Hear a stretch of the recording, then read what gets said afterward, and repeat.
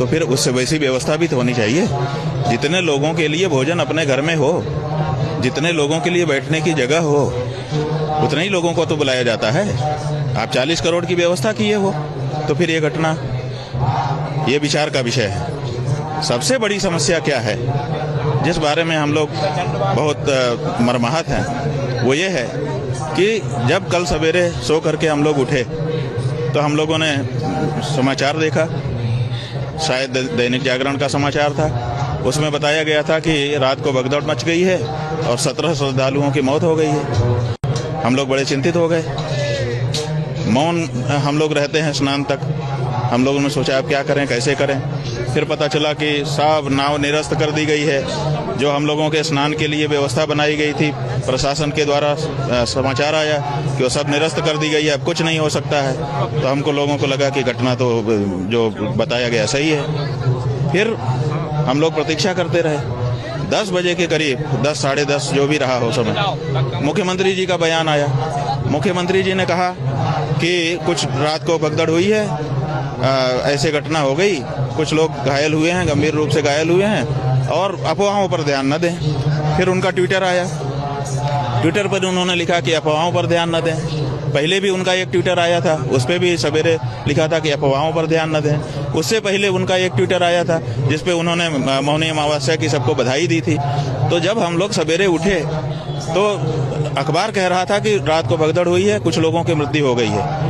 मुख्यमंत्री जी का जो ट्विटर है वो कह रहा था मौनी अमावस्या की बधाई। उसके बाद फिर थोड़ी देर बाद उनका आता है कि अफवाहों पर ध्यान न दें, और उनका नाम लेकर के सभी चैनल दिखा रहे थे, जिसपे जाओ समाचार जानने की कोशिश करने पर कि अफवाहों पर ध्यान न दें। अफवाहों पर हम लोगों को लगा कि अफवाह रही होगी, वही आजकल तो बना लेते हैं दूसरे अखबार का। फिर हम लोग जो है सोच रहे थे क्या करें। फिर उनका जब वक्तव्य ही आ गया और उन्होंने किसी भी मृत्यु का उल्लेख नहीं किया, तो हम लोगों को लगा कि ये अफवाह थी, गलत बात है, मुख्यमंत्री जी को बदनाम करने के लिए किया जा रहा है। जब वो स्वयं बोल रहे हैं कि कुछ लोग घायल हैं, गंभीर रूप से घायल हैं, उनका इलाज हो रहा है, किसी मृत्यु की चर्चा उन्होंने अपने वक्तव्य में नहीं की। तो हम लोग फिर निकल पड़े कि भाई जब कोई मृत्यु नहीं हुई है, घटना हो गई है, सब संभाले हुए हैं, तो चलो स्नान करते हैं। हम स्वयं पुरी के द्वारका के शंकराचार्य जी महाराज, श्रृंगेरी पीठ के शंकराचार्य जी महाराज से अनुरोध हमने किया कि अब चला जाए, स्नान करें। हम लोग जाकर के स्नान किए। अब आप बताइए कि मुख्यमंत्री ने धोखा किया कि नहीं हमारे साथ। फिर उन्होंने अखाड़े कुल वालों से बात किया कि सब ठीक है, उन्हीं के वक्तव्य का प्रभाव रहा कि उस पहले अखाड़ों ने रद्द कर दिया था कि हम स्नान नहीं करेंगे, बाद में अखाड़े सारे संत महंत सब स्नान किए। आपने हमको धोखा में रखा कि कोई मृत्यु नहीं हुई है। हिंदू धर्म में ये नियम है कि जब परिवार में कोई मर जाता है, विशेष करके ऐसी घटनाओं में भोजन नहीं करता है कोई। हम कल एक दिन उपवास नहीं रख सकते थे उनके लिए जो चले गए, आपने उससे हमको वंचित कर दिया। हमको आपने ऐसा आभास करा दिया कि अफवाह चल रही है, कोई कैजुअलिटी नहीं हुई है, कोई मृत नहीं हुआ है। तो इतना बड़ा धोखा संत समाज के साथ, इतना बड़ा धोखा संत सनातनियों के साथ, इतना बड़ा धोखा हम लोगों के साथ कैसे इन्होंने कर दिया, क्यों कर दिया? अखाड़े की पीड़ा ज्यादा है कि आपने देश के सामने झूठ क्यों बोला, सनातनियों के सामने झूठ क्यों बोला? झूठा मुख्यमंत्री, क्या कारण है? क्यों इतनी बड़ी जब घटना हो गई थी तो आप क्यों छुपा रहे थे?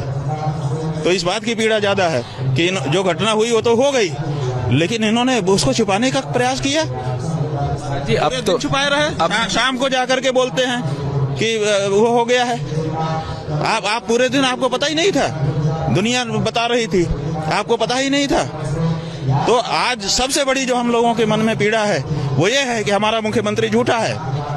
वो इस बात की पीड़ा है कि वो हमारे साथ घटना घटती है, हम ही से छिपा लेता है, और हमको हमारे जो मृतात्मा है उनके प्रति संवेदना व्यक्त करने के लिए, उपवास तक रखने के लिए मौका नहीं दिया इस व्यक्ति ने। तो हम तो कहते हैं कि ऐसे मुख्यमंत्री को कुंभ पर्व रहते रहते इस्तीफा दे देना चाहिए। ये नहीं है पद के काबिल, ये जनता से झूठ बोलता है। जो सच्ची बात है, घटना घट गई, उसको सामने रखो कि भाई ये हो गया है। कहाँ नहीं घटना घट जाती है, किसी भी जगह पर घटना घट सकती है। गलती सही बाद में उसका विचार होता है। घटना घट गई, लेकिन उसको छुपाना कि नहीं ऐसी कोई बात नहीं है, ऐसा आभास देना कि सब अफवाह है, सब अफवाह है, ये कहाँ तक उचित है? हम तो सबसे बड़ी पीड़ा इस समय ये हो गई है, बहुत बहुत मन मनमाहत है। जांच के लिए न्यायिक आयोग गठित